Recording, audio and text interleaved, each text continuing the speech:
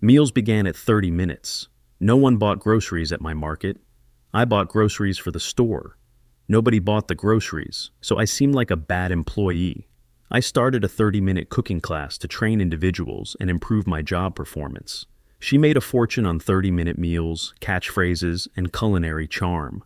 Rachael Ray's name now evokes more than nostalgia. From her bizarre on-air moments that scared fans to her quick exit from daytime TV and quiet, noticeable transfer to behind-the-scenes positions, it raises suspicions. Rachael's path goes beyond fading celebrity. A debate surrounds it. Did burnout, health issues, or anything else cause the change? Why did her silence fuel the fire? Critics and former supporters say this fall from grace took time. The slow, silent breakdown was unexpected. Camera-hidden scars. Life had already hit Rachael Ray hard, multiple times, before she smiled into a camera or threw olive oil into a pan. The woman we know for her warmth, raspy voice, and no-nonsense charm wasn't raised in a studio kitchen. She was shaped by disease, fear, and situations most never recover from. Start with her raspy, instantly distinctive voice. Not a style choice. Croup, an intense viral disease she suffered as a child, left its mark. Each time, it irritated her throat and vocal cords, changing her sound. Though the sickness was gone, its mark remained. Her rasp, vulnerability, and occasional voice loss during tapings and events became her constant companions. As a national celebrity, Rachael had accepted that her voice may betray her at any time. She never tried to change it to sound better. Instead, she accepted it. The brand adopted that weathered but robust voice. Genuine, flawed, unfakeable. Still, it costs. Rachael had throat surgery in 2008 to remove a benign vocal cord cyst. The operation wasn't life-threatening, but it reminded her that her rigorous schedule, talk programs, food segments, interviews, cookbook recordings, was wearing her down. She may have slowed down. She didn't. She hired a voice coach, strengthened her voice, and continued. Because Rachael does. She persists. Most people know about her culinary profession, but few know about her 1997 struggle to exist in New York City. In one horrific week, Rachael was attacked twice in Woodside, Queens. Man first pressed gun to her back. Second, she was carried into an alley and badly beaten.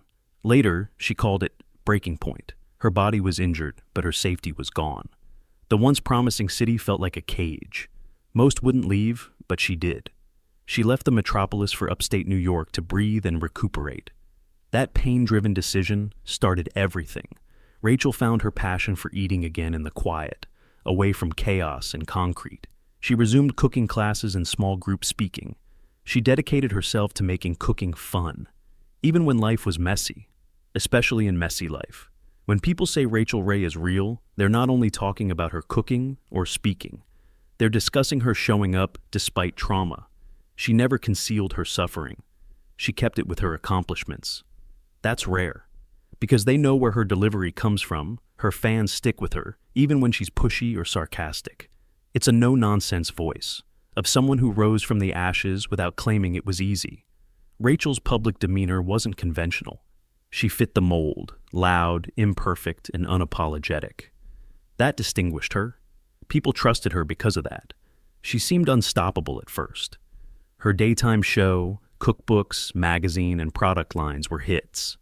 She acquired an empire-building name. But celebrity is tough. It lifts you quickly and magnifies the spotlight. Rachael Ray would eventually be known for more than her recipes. She would face lawsuits, accusations, and rumors regarding her personal life. The tale darkens there, because there was more than career drama. It was a breakdown Rachael couldn't fix with cooking. She's not a real chef. This hit Rachael Ray most before the media and Twitter. She's not a real chef. People usually mention culinary heavyweights like Julia Child, Gordon Ramsay, and Bobby Flay, who came out of the French Culinary Institute with fire. Rachael? That world didn't produce her. No white coat, no fancy food school. 5-star kitchen scams absent. She started offering basic cooking workshops at a grocery store in Albany to help busy people cook dinner in under 30 minutes. Her humbleness caught the attention of a local CBS station. She got a 30-minute meal cooking part. It detonated despite being little. In 2005, she told the New York Times that the Food Network, publishers, and a daytime show made this woman with no professional training everywhere. Not everyone clapped. Her detractors called her a phony. Martha Stewart openly rejected her, stating she wasn't good enough for the culinary world. Deep cut. However, her fame increased criticism, and one commercial fueled it. Not because of the meal, but her clothes. Rachael Ray's Dunkin' flop. You would believe Rachael Ray's biggest entrepreneurial move is in the kitchen. From cheese graters to Dutch ovens, her name is everywhere. Not all commercial deals worked well. Her early 2000s association with Dunkin' caused one of her most surprising controversies. A coffee commercial seems unimportant at first. This one exploded for the wrong reasons. Many viewers thought Rachael's 2008 ad scarf looked too much like a keffiyeh. That photograph sparked strong reactions, especially in the tense political context. Critics called it offensive and unfairly associated with terrorism and extremism. The Los Angeles Times covered how this seemingly harmless fashion choice led to a cultural misunderstanding nobody saw coming. Next came the heavyweights. Anthony Bourdain, another celebrity chef, wasn't bashful about criticizing things. He called Rachael's transaction with Dunkin' evil and like selling crack to minors. He was referring to Dunkin's unhealthy menu of sugary drinks and processed snacks, something very different from Ray's healthy kitchen image. If that wasn't enough, many foodies criticized Rachael for watering down classics like pozole, making them feel inauthentic and disrespectful. When you thought Rachael's public image couldn't get worse, there's more. The pozole incident. By teaching millions simple, homey cuisine, Rachael Ray became famous. Her most memorable TV moment was a dispute, not a win. Simply making red pozole started it all. What should have been a celebration of a famous Mexican stew left many viewers, especially Hispanics, disappointed. Rachael's pozole on her program became viral, but not for the reasons she wanted. Her food was so different from the norm that people were surprised. It insulted those who grew raised eating true pozole. Hispanic mothers took to social media, notably YouTube, where mama shared reaction videos. Many of these women were appalled, calling the dish nasty and even dog chow. It became so severe that Instagram videos of their reactions sparked more condemnation. This wasn't a joke backlash, it became brutal. In the Daily Mail, someone branded Rachael's pozole a hate crime, something no chef wants connected with their food. This was a wake-up call for Rachael, who always tried to keep things light and entertaining, but occasionally her shortcuts didn't work. Rachael Ray's pet food dream goes wrong legally. Rachael Ray has always focused on connecting with regular people and pets.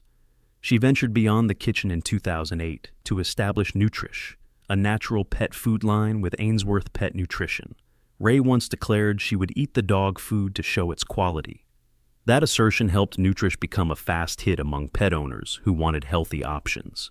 Despite its promise, the business struck a major hurdle.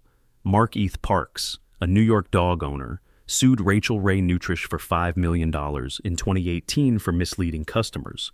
A lawsuit claimed that super premium dog chow included trace levels of glyphosate, a herbicide no one wants in their pet's food. Ray's reputation was damaged, especially since the brand was represented as natural and pure. After J.M. Smucker bought Ainsworth Pet Nutrition in 2018, things got worse. Smucker's vice president of pet products, Bobby Modi, told The Blast, "They will vigorously defend Nutrish's quality." The lawsuit was dropped in 2021 after years of litigation. Unfortunately, Rachael's reputation was already damaged. Things weren't over yet, so don't believe this was the lowest point. The startling Rachael Ray crew aftermath. Her darkest chapter was during the COVID-19 pandemic, which affected us all. Rachael Ray saw the March 2020 lockdown as more than just home safety. It started one of her largest controversies, which hit close to home. When the virus spread quickly, Rachael declared that the rest of that season's episodes would be filmed remotely from her upstate New York home.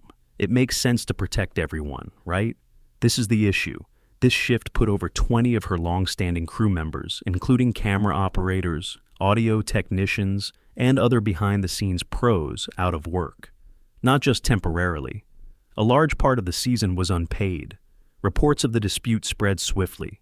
Fans and crew were startled that so many competent individuals who helped make the program were left in difficulty. The narrative showed how those who relied on this work to pay rent and support their families lost their income.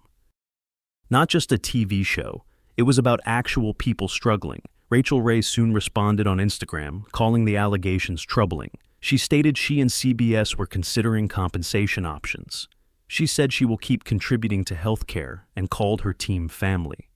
The crew was told by November 2020 they wouldn't return to Manhattan studios for the rest of the season, despite her words. This meant losing income for 2/3 of the schedule.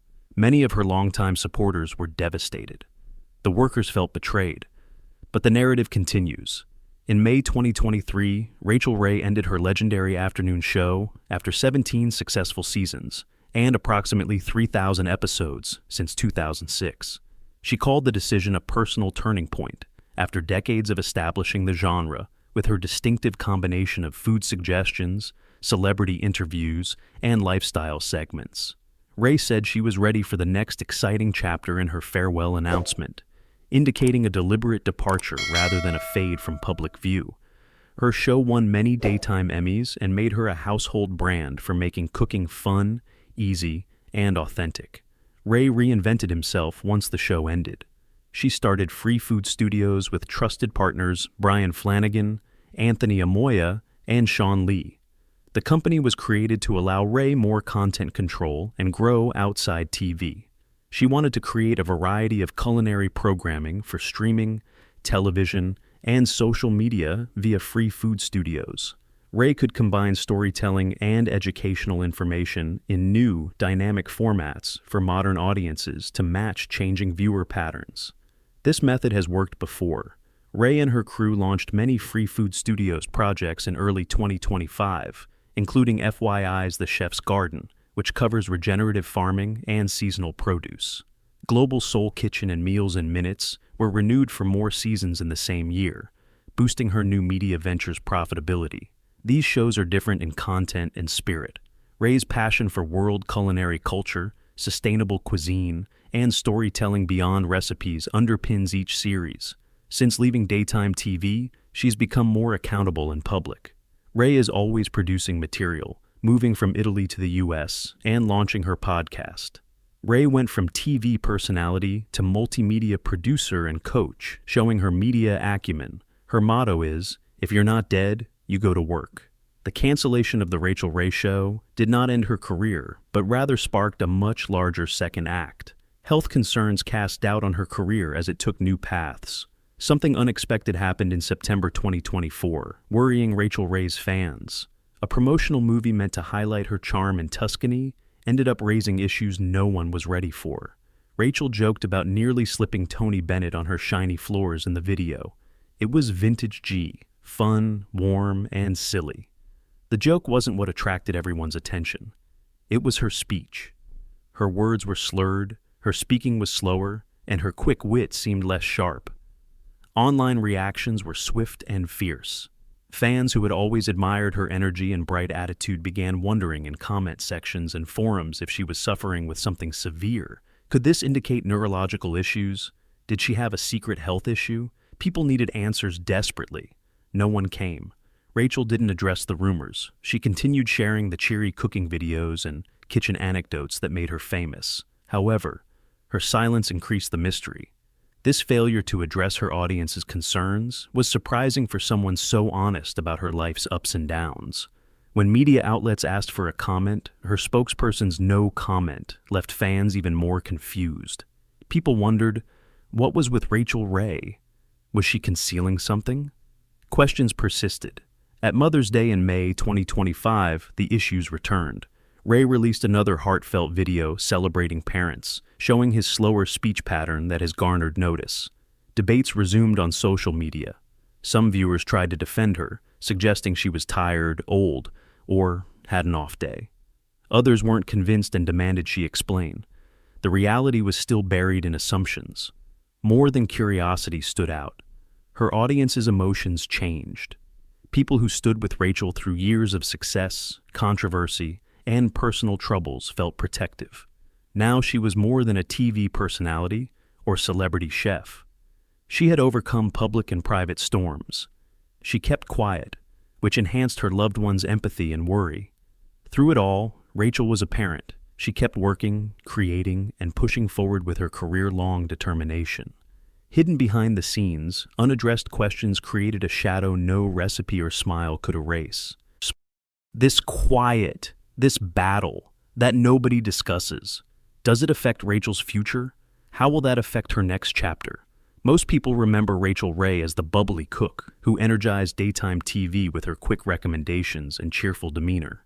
Behind that bright face, Rachel has been showing a quieter, more introspective side that many never saw coming. She launched the podcast, I'll Sleep When I'm Dead, in October 2024, surprising admirers.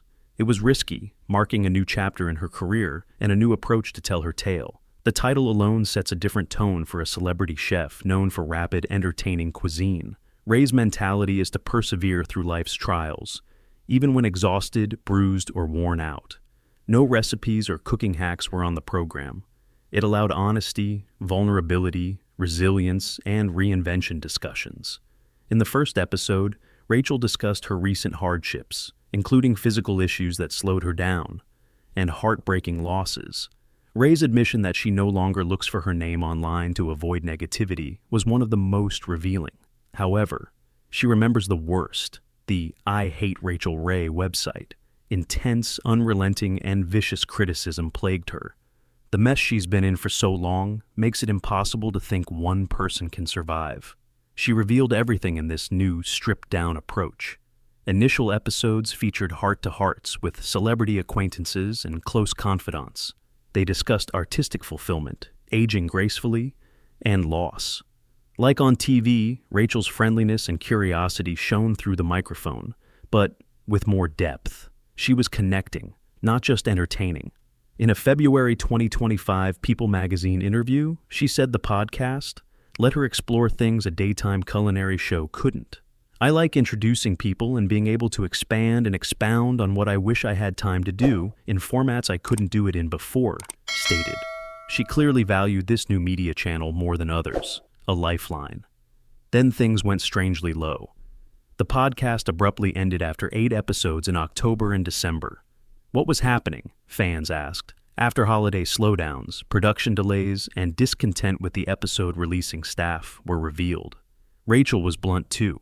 In February 2025, she told an interviewer, "I'm pissed at how long it takes them to put it up." Rachel was always honest. She kept going after setbacks. At the South Beach Wine and Food Festival in early 2025, she guaranteed fans the podcast would continue. She explained how vital it had become as a creative outlet and how much she treasured this new relationship with listeners. The show may lack the polish and frequency of a big-name star, but it makes up for it in honesty. Sharing recipes was no longer enough. It was about sharing her raw, imperfect, and developing life. Rachael Ray is following a trend of popular TV personalities podcasting. The media environment is cluttered and fractured, making authenticity valuable. In podcasts, stars speak naturally without filters or scripts, allowing for real emotion. This format has worked for celebrities like Dax Shepard with Armchair Expert and Gwyneth Paltrow with the Goop podcast. Rachel didn't just switch platforms to podcasts. She had to embrace vulnerability and find a new way to stay current and true to herself in a changing world. Even while she finds comfort in this new medium, the road ahead is difficult.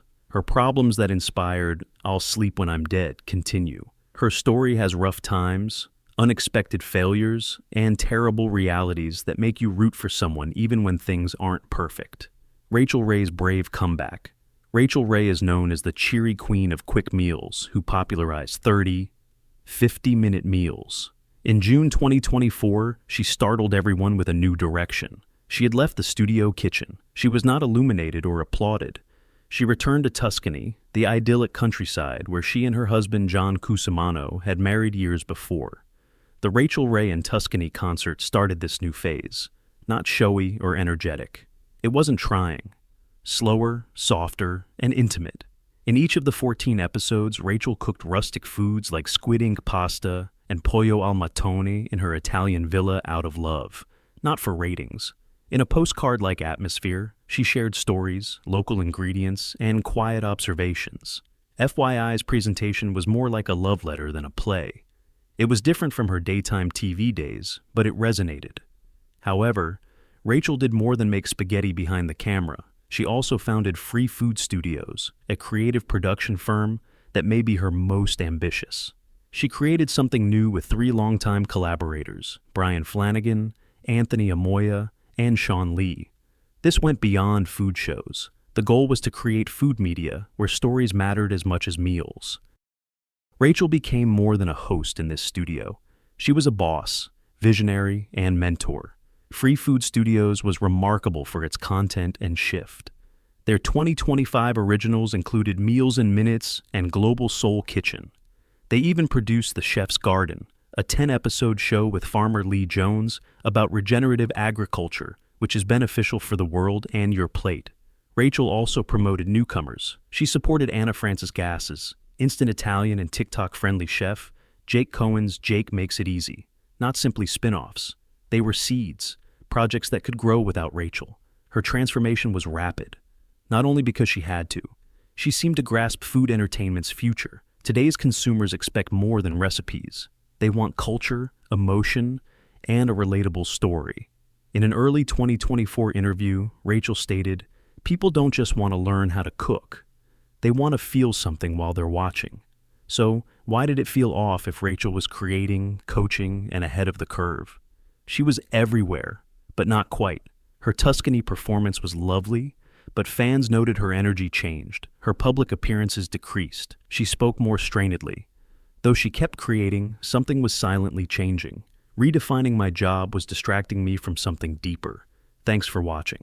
If you like this story, like the video, subscribe to the channel, and ring the bell to never miss an upload. Share your thoughts below and join the conversation. If you want more, click the next video on your screen. Plenty more to discover.